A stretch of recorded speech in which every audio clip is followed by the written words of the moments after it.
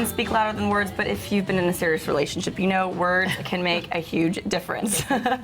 So we are going to sort through some of those love languages here today with Dr. Nina Rios Doria. Welcome. Yes, very good. You said it perfectly. Great. Phew. Now, I was telling you during the break, I'm obsessed with love languages. Like, I talk about this to all of my friends, to anyone in a relationship, to single people. Like, I've been on dates and actually been like, well, what's your love language? Like, because I think if you can learn somebody's love language, then you automatically learn so much more about them, especially men. Like, You know, it's a great tool for you to connect with your spouse or significant other. So there are 5, the words of affirmation, and I know you were talking about Tony. His love languages are probably words of affirmation and physical touch.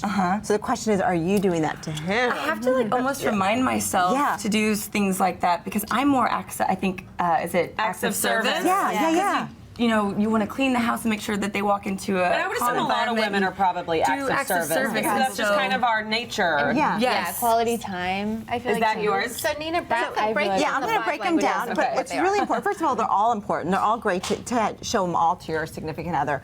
But it's important that you show their love language to them and be recognized what yours is so they can give that to you. So the Is first, it true that people show their love or do what they want to the other person? Yeah, often that happens. Yeah. Yes. So the first people that aren't familiar, let's words of share affirmation. the 5. Okay. Words of affirmation. This is just so saying. like, I love you, you're handsome, you're pretty. Yeah, those I love are good. spending time with you, I'm thinking of you. You're great. Those are the things that I like to hear. Or also just saying thank you for the little things that they do. They want to be appreciated for anything they do. So even if you know your spouse is just doing something very small, but they're helping out, and you know that their love language is words of affirmation, say thank you for helping me with the kitchen. You know, things like that. Right. So that's number 1. Number 2, quality time. This is not just watching, though The Bachelor's great. Amen. It's not just spending time with you watching our shows. It's not just watching TV. It's not date night. It's not texting and you know everything else. It's really like sitting down together and talking. And I think this is good in any relationship that you have that talk time. I tell my husband, you know, it's time. It's our talk time. We need our 10-minute talk time at least because you just go. So this is an important one, but quality time. And for that spouse that loves that quality time, find out what they like to do and then follow and do that. So that's number 2. The third one is gifts. It doesn't have to be extravagant gifts. So sugar daddies are probably into that. We were talking about sugar daddies last week, and so that's probably their love language. I would think. Probably so. Gifts don't have to be big; they can be inexpensive. But you know, do something that's just really special that would mean a lot to them. Just random gifts, not on just birthdays, holidays, but just anything that say I love you. The 4th one, acts of service. Like you were saying, you love to do acts of service. It's my husband's love language is acts of service, so he loves to clean the kitchen, which I'm like, yeah. Oh, that's a good Or like, I know some people their spouse will make their coffee for them in the morning, and have it ready for them, like when they get out of the shower. Or I had a girlfriend, her husband would put her towels into the dryer and make them hot before she would get out. Yummy. Gosh. Wow, that's impressive. Freezing. That's really impressive. So that's a great act of service. So if anyone ever wants to do that, do that one.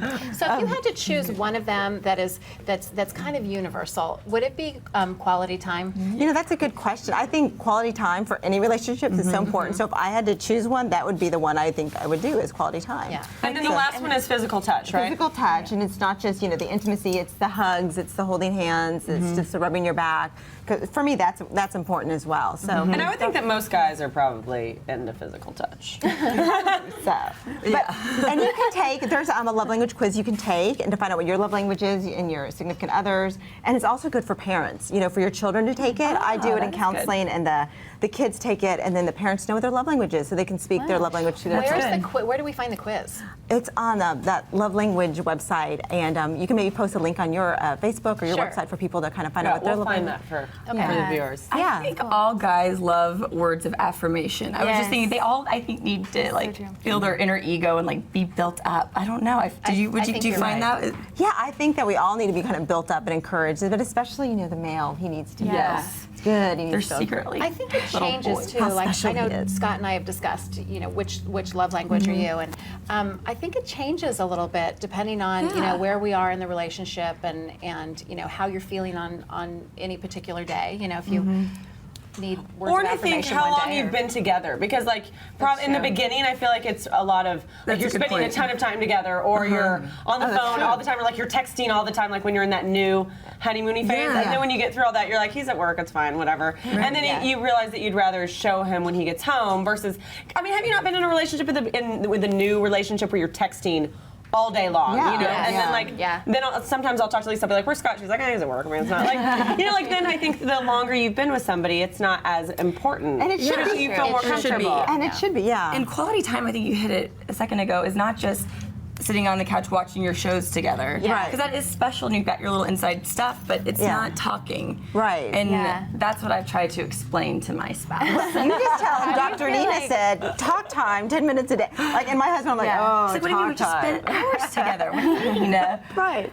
Do you But feel yeah, like that social quality media time. has kind of, affected quality of time? Oh, I think that's good. Recently, Yes. Ooh, that's I mean, yes. how often are your significant other maybe on the iPhone or the iPad Yeah. or something? And you're like, can you really? Can you put it down for just a moment? Can I see your eyes? You know, that's Right. important because my husband's like, I'm hearing you, but I'm like, can we look at each other? You know, so having that eye contact and just taking the media stuff away, the social stuff away. Yeah. Yeah, that's all important. So, yeah, these are all good to use in relationships.